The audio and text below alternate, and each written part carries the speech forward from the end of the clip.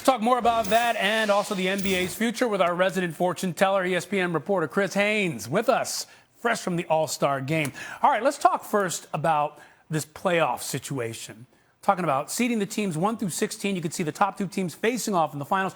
Chris, let me ask you, what will it take to make this happen, and when could it happen? Look, I think Adam Silver, ever since he's taken office, he's shown that he's proactive and he do things expeditiously. And I wouldn't be surprised if he's really serious about making a move, a change. I think these changes could occur early as next season. And look, he talked about putting in the top 16, still bringing in 8 from the West, 8 from the East. The problem with that would probably be logistics. And obviously, I think it would be a good new wrinkle in the format similar to the AllStar Game, but then you kind of taking away the Eastern Conference Championship or the Western Conference Championship, and you can essentially see the Houston Rockets and Golden State Warriors face off in the NBA Finals, 2 Western Conference teams. So there's a lot of things that have to go in play and for top leaders to wrinkle out before we see this coming to fruition. But obviously, you got to give Adam Silver credit for thinking outside the box. I just don't know if it's going to be that simple. You know what? I think there's a little bit, teams have to agree on this. We'll see where that goes. But at least it's got a leg up, unlike it's easier to change in the NBA than it is, say, in MLB. But let me ask you, when you talk about change, this change with the AllStar Game, that draft being televised, what did players say about that? Because part of the scuttlebutt before all this was players didn't really want you to know if they were taking this guy and maybe that guy gets picked last. What are the players saying about it? Well, I actually broke on Friday that LaMarcus Aldridge was the last pick in the draft, and Al Horford was before that. And so most of the players are saying reveal this thing. But look, Stephen Curry was kind of cautious on it.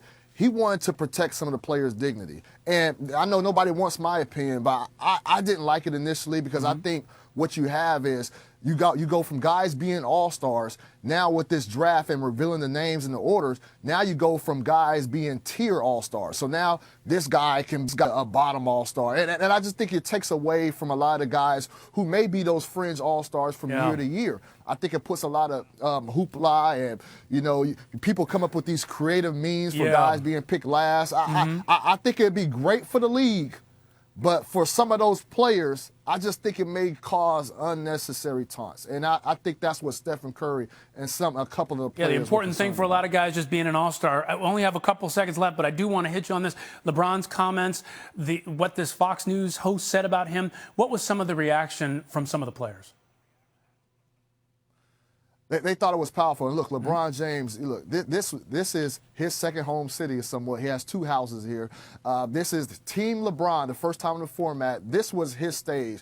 And he basically thanked that Fox host for being able to give him the platform to speak on these important issues during All-Star Weekend, one of the most important weekends in the NBA. And he had one thing I want to note. He had his sons there, and their son's best friend was there sitting right there at the podium with LeBron James speaking on these serious matters. And so it was a very important lesson for them, something that they're going to remember for the rest of their lives. And also he wanted to raise awareness for what he believes in and truly stands by. So he felt like this was a perfect weekend, a perfect platform for him to reveal where he's coming from and stand on the things that he believes in. His voice more powerful than ever. Chris Haynes, thank you so much. Thank you, Ryan.